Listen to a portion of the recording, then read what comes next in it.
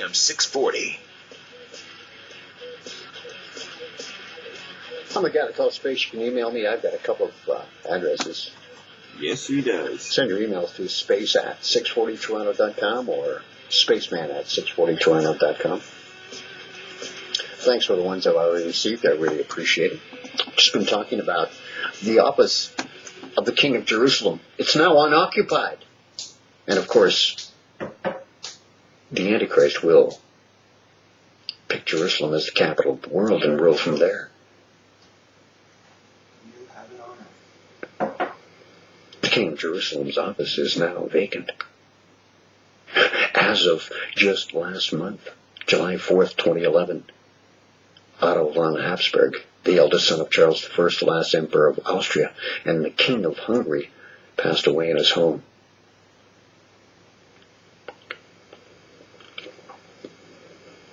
As I was saying before the break, his devout Catholic mother raised him according to the old curriculum of Austria-Hungary, preparing him to become a Catholic monarch. During his life in exile, Otto von Habsburg also lived in Manila, Spain, as I mentioned, Switzerland, Belgium, France, the States, and from 1954 until his death finally in Bavaria, Germany, in the residence Villa Austria.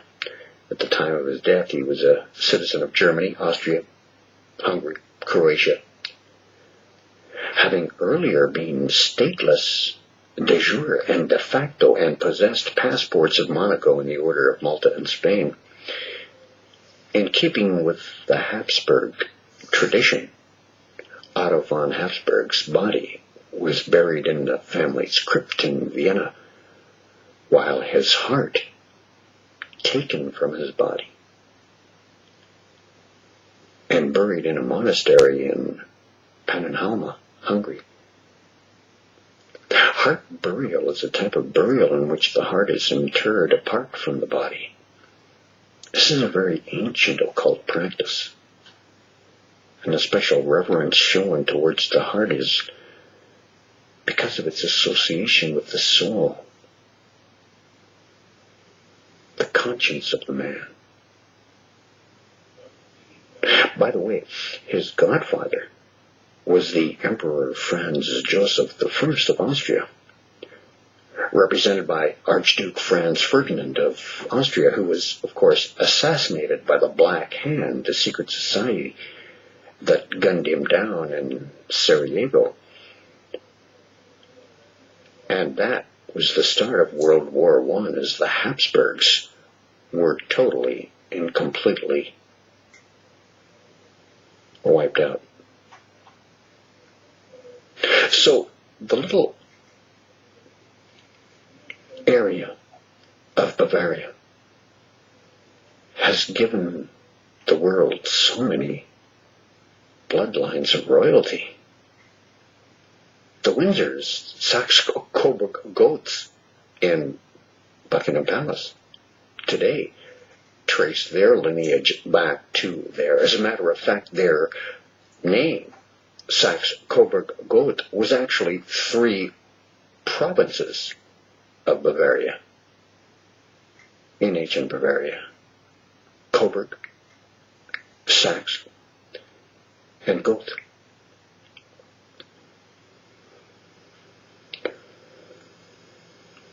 So, with the title of King of Jerusalem being unoccupied at this very volatile time in world history, raises a few intriguing questions, doesn't it? The most obvious is whether Prince William will become the King of Jerusalem.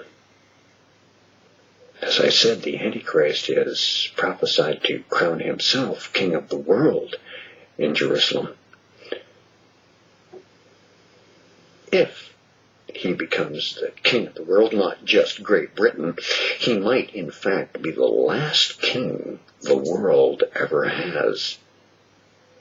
Remember, Prince William was born during a solar eclipse, and the sorrow cycle of eclipses, called the number 2 Old North, to which his eclipse belongs, began in 792 AD that was just before the very first recognized English king of all time was crowned. And this particular Saros cycle is due to end in the year 2036. So this solar eclipse cycle that started with the very first English king becomes possibly marking the last English king to become the first king of the world. So the first will also be the last if this solar eclipse cycle is to be believed. And the Illuminati are using astrology to fashion their global empire, which I believe they are. So the solar eclipse cycle that started the very first English king ever to be crowned could well end as the last English king as he becomes the king of the world. Again, 2036. Prince William will be 54 years old. After all, the number 9 is the number of completion. The meaning of the old Saros North series, Saros cycle, is said to be that of a separation of unions or ending of unions, which has pretty much been a recurring theme clearly lived out in Prince William's young life so far. There is definitely a separation and ending of unions all through his life. Here's more numerology that's embedded in the time allotted for this period, known as the Saros II Old North series. It's 18 times 37. It's the equivalent, of course, of 666 years, as I pointed out earlier in the show. There were a few other events that also occurred in 1982, his birth year, connected the city of London to the seemingly dark forces which are now promoting the Antichrist. The first being a London murder connected to Freemasonry's P2 organization in June of that year, 1982. There was also a cryptic message about the year 1982 itself by Benjamin Cream, the spokesperson for the so-called Maitreya Christ, stating that a great world teacher was being born in London and would soon show himself to the world.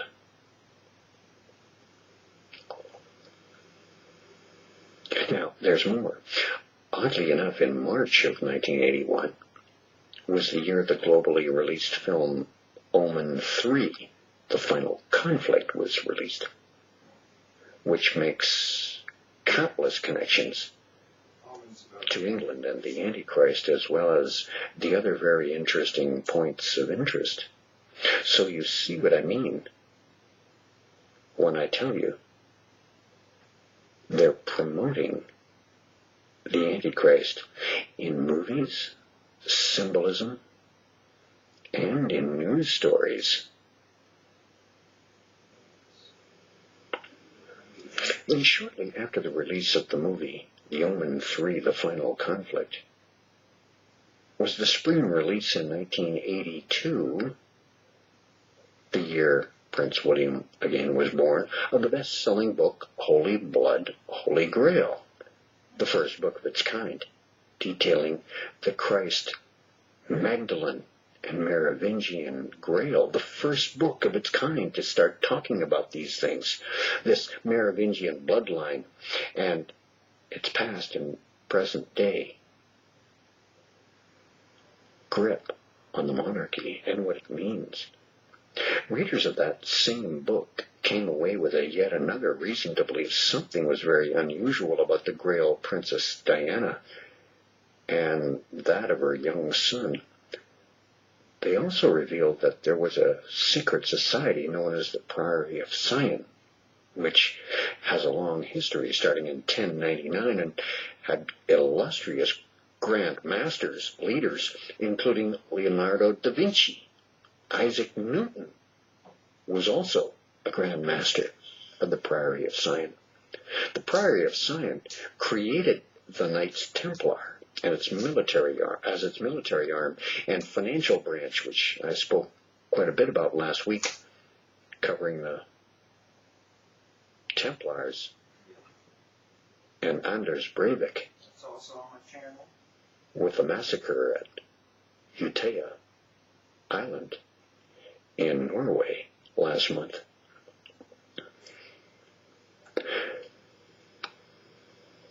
The Priory of Sion is also devoted to installing the Merovingian dynasty that ruled the Franks, the Germans, from 457 to 751 on the thrones of France and the rest of Europe also. The Priory of Sion protects Merovingian bloodline because they are the supposed lineal descendants of the historical Jesus and his alleged wife, Mary Magdalene. That's traced even further back to King David. The book Holy Blood, Holy Grail states that the legendary Holy Grail is simultaneously the womb of Saint Mary Magdalene and the sacred royal bloodline she gave birth to, and that the Roman Catholic Church tried to kill off all remnants of this bloodline and their supposed guardians, who were the Cathars and the Templars, in order for popes to hold the episcopal throne through the apostolic succession of Peter without fear of it ever being usurped by an anti-pope from the hereditary succession of Mary Magdalene. There are three distinct landscapes connected to the appearance of this harlot one-world system known as Babylon, or this one-world government, this new world order to be led by the Antichrist. Those three distinct landscapes, figuratively referred to as body, soul, and spirit. According to the King James Version of the Bible, these three aspects of Babylon are to be destroyed at three different points in time. The first aspect, according to Jeremiah, and remember, I believe the Illuminati are going to use the King James Version of the Bible, follow it to the letter as their blueprint. This first aspect, according to Jeremiah 51, lines 59-64, is the literal geographical city of ancient Babylon in present-day Iraq. This would refer spiritually to the body of Babylon, a literal city that has existed in various states of ruin, renewal, and control by various ethnic groups and powers throughout its physical life. More on this in a moment. The three distinct landscapes connected to the appearance of the harlot one-world system next on A View from Space on AM 640. This is Talk Radio. This is Talk Radio, AM